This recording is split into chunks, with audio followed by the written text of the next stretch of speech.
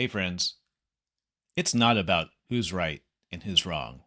It's usually something deeper. I'm going to teach you a practice today I call PEP Talk. And PEP Talk is a way of recognizing conflict, recognizing where we can connect, and starting to pave the path to a reconciliation and understanding. The first step simply is to recognize, hey, we're in a deeper conflict. On the surface, it might be who's right, who's wrong. But I'll tell you, that is never going to get you to a place of resolution. That'll simply get you to a place where one person gives up. And sometimes it's always the same person giving up. So the first step is recognizing we're in a conflict right now, and it feels deeper than what we're really talking about. Now, that might seem obvious. Hey, we're in a conflict. But the reason this is so important is that often conflict actually just feels like chaos on the inside. And so by recognizing, oh, we're in this different kind of space, we're in a space with a lot of energy going on, and it's not about who's right or who is wrong, that gives you a chance to step back. It might not resolve the conflict completely, but it takes the energy out of it. And when you pull the energy out of that interaction, then you're actually able to make connection rather than probably what's happening, which is disconnection. By the way, if you know these tools, you know how to navigate through conversations like this to come to resolution, and you're not doing it, you're being selfish. And hey, I get it. There have been plenty of times where I've said, I know how to shift the situation. I know how to get us from this place of like butting heads to this place of embrace. I kind of don't want to. I just want to grovel in my pain, or I want to make you feel pain. And hey, that's not my higher self. That's probably not your higher self, but it is awfully human. So if you do recognize it and you're ready to take action, here's the pep talk. The first P in pep talk stands for presence. And so there's being present, which is being grounded, but there's presence, which is something more than that. For one, it is being grounded, feeling settled in your body, your nervous system connected, but it's also having a consciousness of what's happening. So I'm able to both be in this body, in this feeling, and also recognize this feeling. Be able to name what's happening inside of me, being able to connect with my breath, with my heartbeat even. Presence also is about connecting with their heart, connecting with their breath, connecting with exactly where they are in this moment. So the first step is presence. Can I feel myself? Can I feel you? Can I feel the moment that we're in? Often, the easiest way to get there is simply breathing, taking a nice deep breath, and then letting out a very slow breath, sometimes through pursed lips. Sometimes that's all that it takes to take us out of this chaos and into presence. It's called a pattern interrupt. So we can do a pattern interrupt with our voice.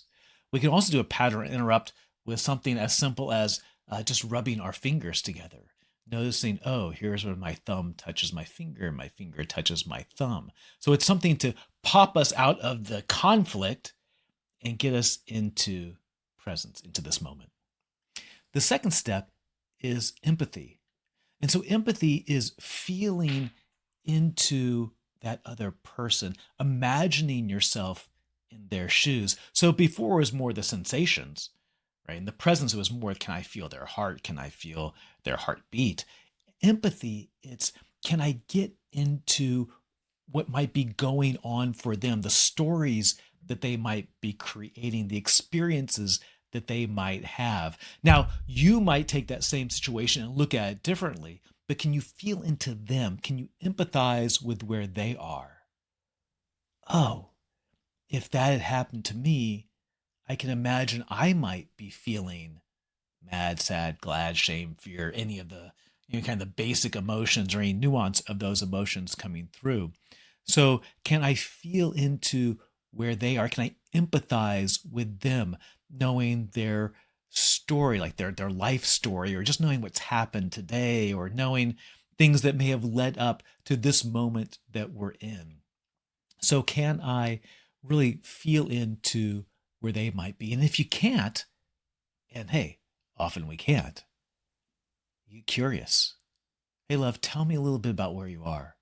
I hear the situation that's happening, but give me a little bit more. Like, what's that pulling up for you? What's that drawing up for you? Because it seems much bigger than where we are. The third letter, the P, is possibility. So, possibility creates a bridge from that conflict to resolving it. And it's super important to get to this space. And this space might look as simple as, where are they right? So even if you disagree with everything around the story, where can you find this little kernel of where are they right? And it might be as simple as, well, you're right. I said I was going to unload the dishwasher and I did not. Or you're right. I wasn't paying attention. I spaced out. Now, there might be all kinds of reasons. You might be able to justify it, all these things, but can you find that space where they're right? Because if you can't find that space where they're right, there's not much of an option for repair. Not at least an option for coming together in agreement around repair. And that's what we're really looking for. So, where are they right? And let them know, well, you're right. I did space out. You're right. I did say I was going to call at 3 o'clock. You're right. I did promise to put away the groceries. Whatever it might be, find that place where they're right so that you can acknowledge it. Because from there, you can start to build, you can start to repair. Well, how can I make this right?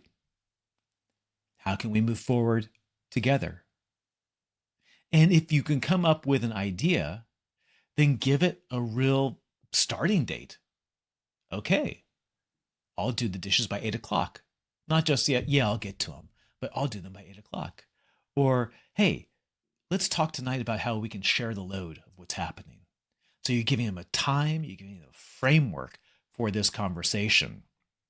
The key is putting these steps into place in a time frame that makes sense, that's not vague, and that has some concrete actions on how we can rebuild trust. And then check in. How's that feel for you?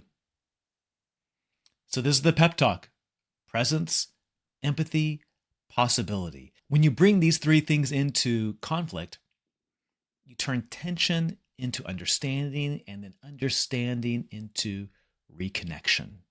It is not always easy, but it is fairly simple. Give it a try. It's worth it. If it's helpful for you, please like, please subscribe to this channel, share it with a friend, maybe share it with that person with whom you often have conflict, and see if you can create a practice and a pattern of bringing pep talk into your conversations. Thank you for listening to this pep talk. Thanks for listening to my TED Talk.